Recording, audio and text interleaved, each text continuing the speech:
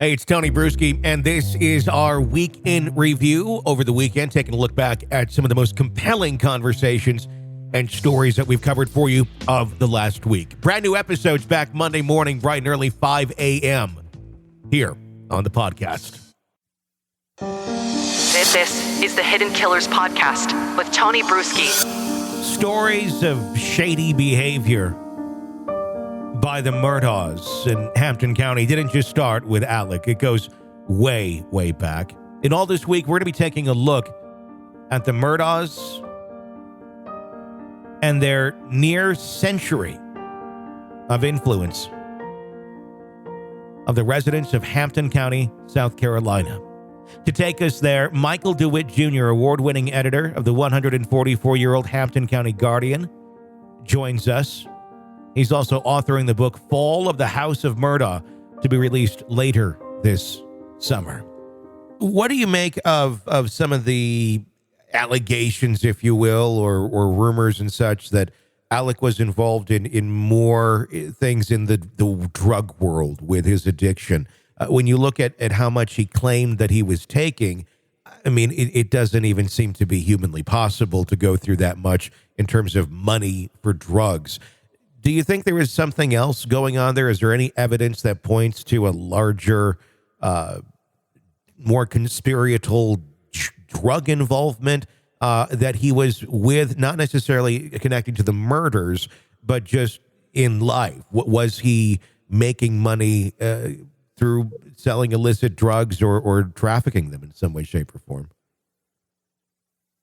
You know, that's still a big question mark and a big theory. A lot of people say, okay, well, I even heard somebody tell me just last week that they don't think Alex did it, that the drug gang made him watch while they pulled the trigger.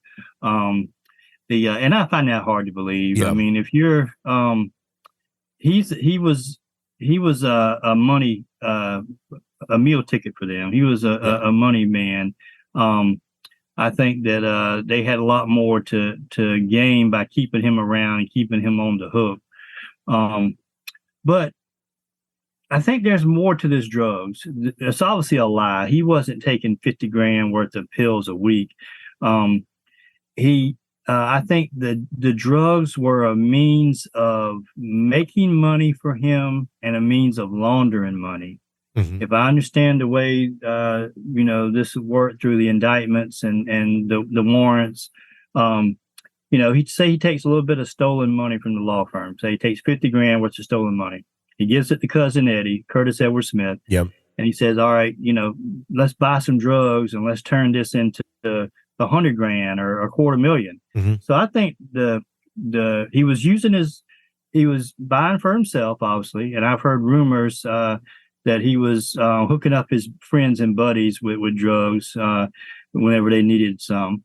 But I think it was mainly just another way to bring in a stream of untraceable revenue and also possibly launder some of this stolen money. Mm-hmm. There's obviously other cases. We talked about the boat crash incident and how that all transpired. Let's talk about Gloria Satterfield. That was a very bizarre case. The alleged trip and fall by the dogs down the stairs, and then to get insurance money that he was going to pay the family, but never paid the family.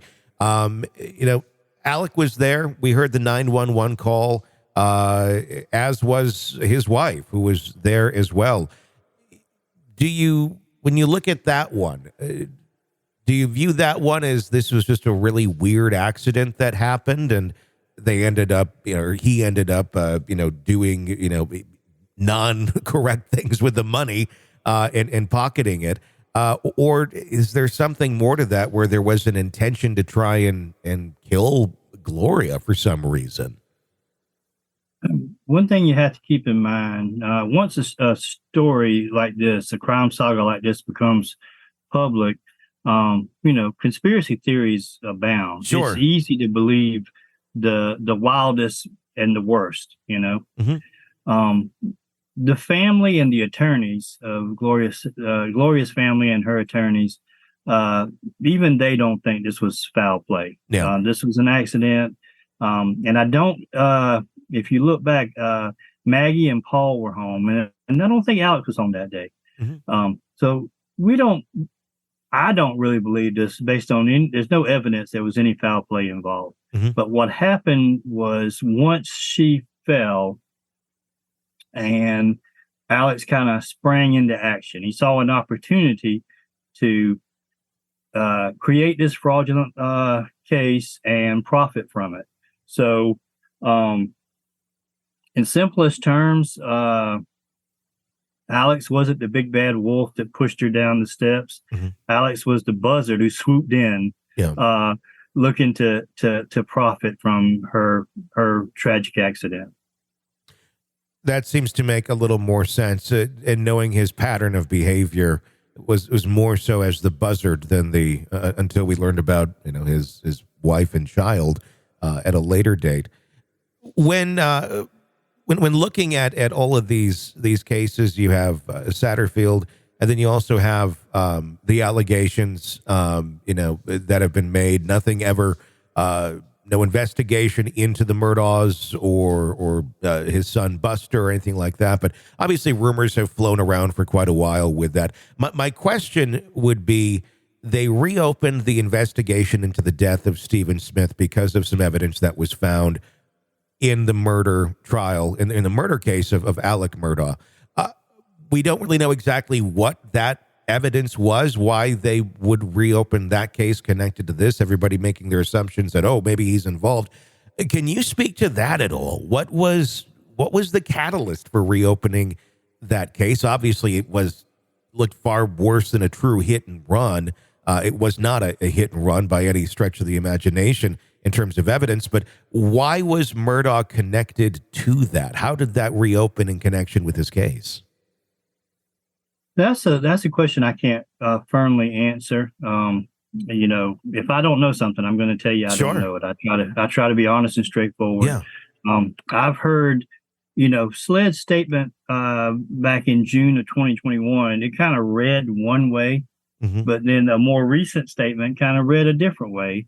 And at first we were hearing that they found something, some piece of evidence back then, maybe something on a cell phone or even the gossips were saying, they found a baseball bat. Yeah. Well, now it appears that maybe they didn't find any piece of evidence. Maybe they were responding, in light of looking at this whole story. They were hearing the same rumors about Stephen Smith and the same stories that the media and the public were. And so they decided to open up this case. I think that might be more accurate than them finding any smoking gun or bloody baseball bat. But I don't know for sure. And one thing I do know is I've talked to some of the investigators that are now working this case, and it may not be. I think once again it goes to this conspiracy theory that everything isn't necessarily always the worst case scenario. Based on the evidence, I think the investigators are now thinking that this was a hit and run. There was no bloody baseball bat, but the question remains: is who did it and who was with them that night, and is there a Murdaugh connection or not? And I think these questions, one of the interviews I did recently, one of the investigators told me, I think we're going to have some answers by Labor Day of this year. So we'll see. I don't know how it could be a hit and run because none of the evidence points to it being a hit and run. The way that the body was positioned, the damage to the body, the shoes, Stephen did not have the markings of a hit and run.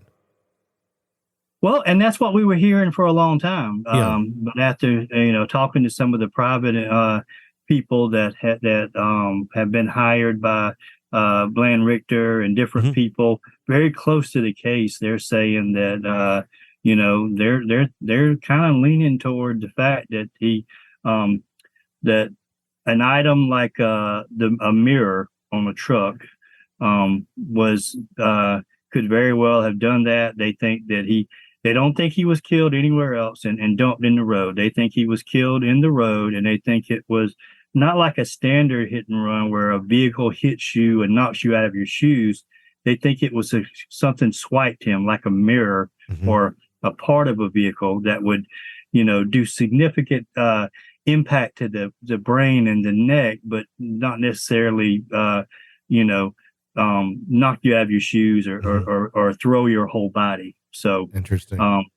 And that's just all this is unconfirmed. This is, these anonymous sources that reporters sometimes try to encourage, but I can't print anonymous sources. So I'm just kind of sitting and waiting until we get some definite answers.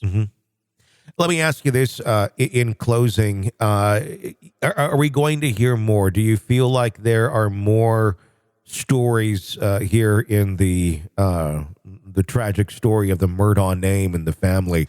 Is there anyone else? Is there any other thing that is going to end up coming to light because of all the attention that was put onto Alec and that family of unscrupulous deeds within that family and into the community? Is there more to be uncovered, I guess, is the question. Anything's possible. I think we know the most of it. I mean, some of the best investigative journalists and historians, around the country have been digging into this family. I'm not going to say they don't have many more skeletons left, but there can't be much left in that skeleton closet. Now, I think that what we may see in the future is we may see some more of the drug connection. There are more drug arrests against Alex or maybe other people in his drug ring. We may find some earlier, like we talked about earlier, there may be some other cases of stolen money that just haven't been uncovered yet, that it's so old that maybe they got away with it for a while. We may see some other people, maybe some people, and this is just pure speculation, but there may be somebody at that law firm or somebody at that bank that knows more than they are letting on. And but all these questions, like Stephen Smith cases, only time and letting law enforcement do their job, time will tell. In the early days, before all this happened, I think that law enforcement might have been reluctant to pursue anything related to the Murdaugh family. But now I think SLED really wants to put effort into this case. And if there's a crime or a secret out there, I think they're going for it. This is the Hidden Killers podcast with Tony Brueski. There is much more to come with Michael DeWitt as we continue to discuss the long era and footprints of control that the Murdaughs had in Hampton County for nearly a century. Be sure to press subscribe so you don't miss any pieces of our conversation. New pieces coming out all this week, Monday through Friday, right here on the podcast. I'm Tony Brueski. Stay with us.